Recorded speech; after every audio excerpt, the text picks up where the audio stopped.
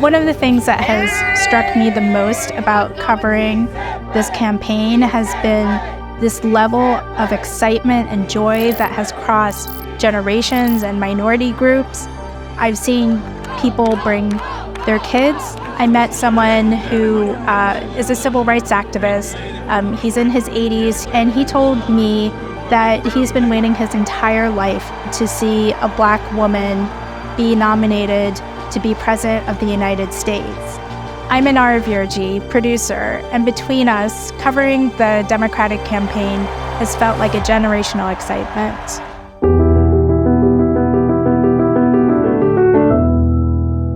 There are so many different groups that have come out in support of Harris. Right after she announced that she was going to be running, there were dozens of Zoom calls to raise money and really raise excitement and garner support for Harris in this campaign. There were South Asians for Harris. There were HBCUs, historically Black colleges and universities for Harris. There were Native Americans for Harris. It really ran the spectrum of the United States with these groups coming together. And that's something that I haven't seen in previous campaigns.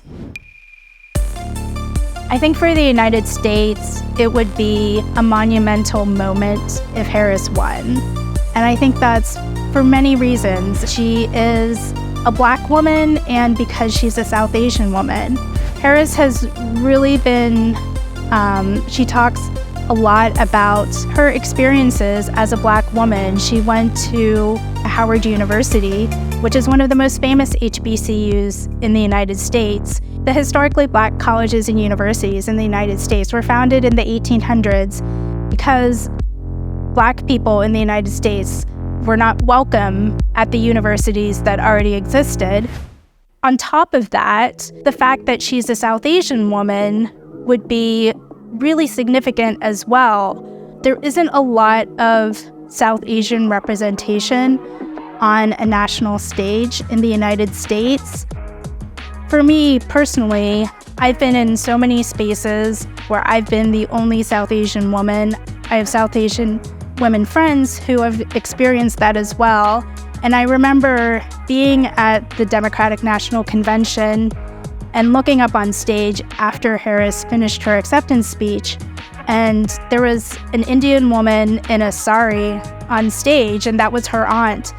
And I just remember being sort of astounded seeing a woman in sari on stage at a political convention. I couldn't have imagined that, just even 4 years ago. So to me, that was a remarkable sight. That's going to stick with me. It's a bit of a mixed bag that the campaign has had. I think the Harris campaign has done a good job in finding new ways to reach voters. She's done media appearances with social media influencers like Vidya Gopalan. I've spoken to a lot of voters about the war on Gaza and what impact it is going to have on their vote. And there are a number of people who have told me that they will not vote for Harris because of her support for Israel. I've also spoken to some who say that the war on Gaza is important to them, and they think that Harris is doing a good job handling it. So it's really a spectrum of voters, and it's hard to tell the impact that it'll have nationwide